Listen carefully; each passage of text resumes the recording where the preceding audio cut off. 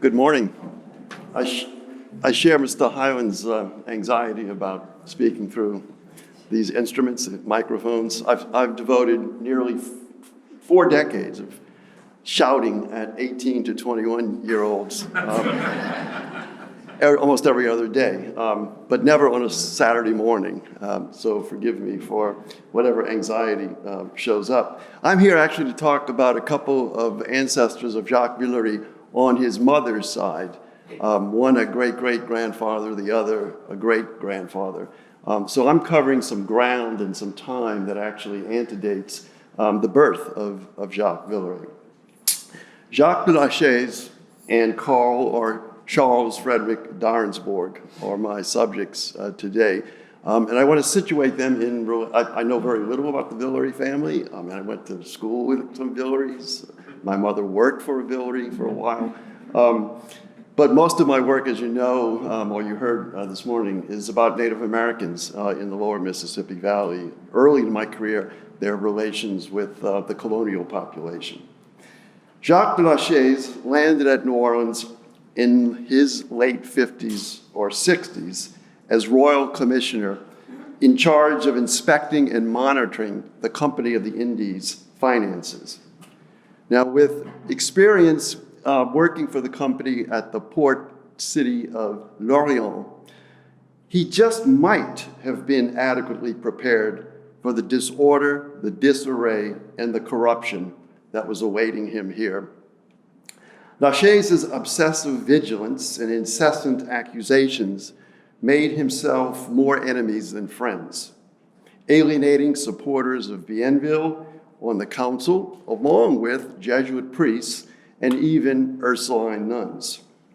His firmest ally, though, was Father Raphael de Luxembourg, a Capuchin pastor of New Orleans, who always had kind things to say about La Chaise and would actually conduct his funeral service when he died in February of 1730. La Chaise's relatively brief career in early New Orleans was, for colonial historians like me, a rather familiar and typical example of an imperial administrator from Europe clashing with officials in colonies, who might have been born in a colony, like Bienville, of course, in Canada. And so it's in that capacity, in that role in Louisiana, that implicated the commissioner, La Chaise, very deeply in the colony's formative relationship with American Indians in the lower Mississippi Valley.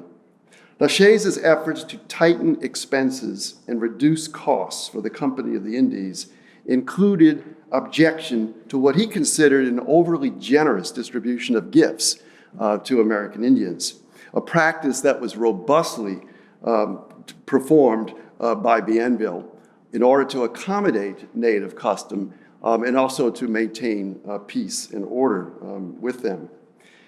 Now, after Bienville's departure, which you might know was temporary from the colony, the Choctaws were the most vociferous in demanding that he be returned to the colony because of his experience and generosity, while military officers who were still here in Louisiana accused La Chaise of actually jeopardizing the colony's security because he kept trying to reduce the payroll of the soldiers and also the volume and value of gifts that would be distributed to American Indians. Meanwhile, the commissioner wrestled with more intimate dimensions of Indian colonial relations. Fed up with women, and these are his words, who do nothing but cause disorder and are ruined with pox, La Chaise wanted them to be sent into the interior among the Indians. So they wanted to send these prostitutes and other disorderly women to the Indian communities. But on another front, he complained about missionaries, especially in the Illinois country, who commonly sanctioned marriage between Native women and colonial men. And this was in violation of actually royal prohibition. So that's why La Chaise was complaining. But then, again, this did not keep him on one occasion from sending a missionary across a great distance to the Creek town of Coweta, which is roughly in central Alabama today. And he did that in 1729 in order to, as he put it, keep the English away from them. As a member of Louisiana's Superior Council, Jacques de la Chaise regularly encountered and engaged in diplomatic relations with American Indians. In addition to participating in the routine receptions of native delegations here in New Orleans, he tried to court the Chickasaws away from the British alliance and called for establishment of a warehouse among the Choctaws, where he hoped that both tribes, quote, will be able to find what they need in exchange for their peltries. Now, speaking of peltries, or deerskins, among the colony's most valuable exports during the French period, deerskins produced by native people were a significant commodity, requiring the commissioners careful attention, especially in the company's warehouses. At least once, he even needed to trade thousands of deerskins with a ship captain in order to acquire the money that he needed to pay employees of the company, and that had been long overdue. He licensed merchants to trade exclusively with Indians at time. Diron d'Artaguette, for example, was issued a license by La Chaise. But then La Chaise, on one occasion, sided with Father Le Petit, who was living among the Choctaws. And the complaint was that Le Petit was sort of selling or bartering with Indians at a price too low, and therefore it cut into Diron's profits. Now, on another occasion, he objected, though, to Diron's advancement of goods on credit to American Indians because he thought that would be a practice that they would continue to expect and demand higher terms for the French. So you can see here, looking at La Chaise, how central and integral trade relations as well as diplomatic relations were with American Indians. Now turning to d'Arensbourg. The centrality and complexity of Indian relations with French Louisiana also resonated through the career of Charles Frédéric d'Arensbourg, who as a 28-year-old Swedish-born captain accompanied German colonists to Louisiana in 1721. That was roughly 2 years before La Chaise would arrive. D'Arensbourg served as commandant of the German coast for a half century, and it was his daughter Marguerite who married a son of Jacques de la Chaise, who also was named Jacques.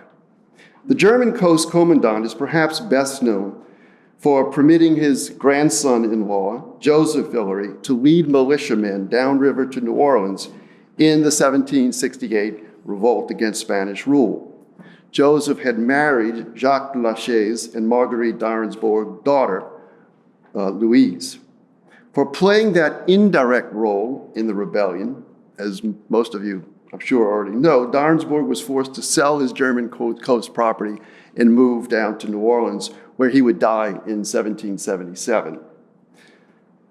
But let's take a quick look at Charles d'Arensbourg's involvement with Louisiana Indians. The German coast was previously occupied and farmed by Watchas and other Native Americans, whose world, though, had already been turned upside down by epidemics and slave raids. An Indian presence there, however, never completely ended, as Houma, Chitimacha, and Biloxi Indians formed their own villages just upriver from the German settlements. And like those German settlements along the Mississippi, participated regularly in the region's frontier exchange economy as reliable suppliers of food and services. Maintaining peaceful relations with those Indian neighbors, therefore, was an important responsibility for the German coast commandant. 1 year in particular, however, proved especially challenging.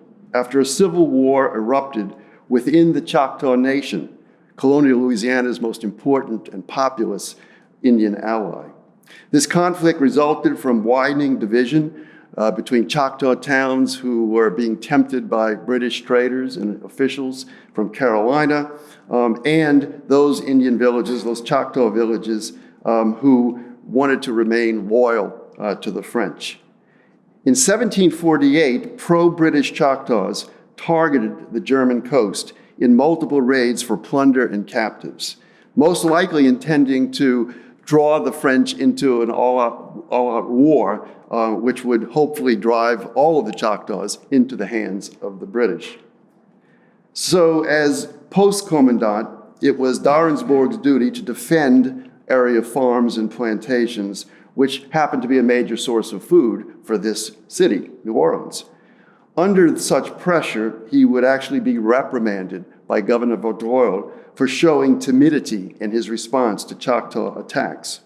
But the governor probably did not fully realize that the circumstances at German coast were rather daunting for any colonial official under that situation. A complicating factor was the almost constant movement of fugitive slaves across the region, as enslaved Africans and enslaved Indians seeking freedom took refuge in forested wetlands and were pursued by bounty hunters, who were oftentimes, by the way, members of the neighboring Indian communities. The spring of 1748 saw plenty of motion and confusion around the German coast, with runaway slaves appealing to Choctaw war parties for support and with slaves being captured by Choctaw raiders for possible ransom. Colonial soldiers and militiamen in pursuit of Choctaws responsible for attacking the German coast would at one point confront Indian enemies and colonial slaves who were fighting together in collaboration, but at another, they would also find one group blaming the other group for the violence.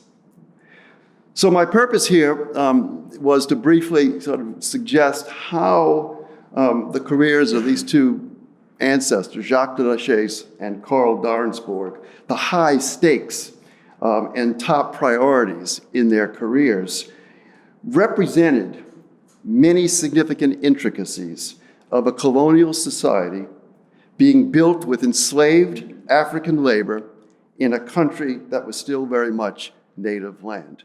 Thank you.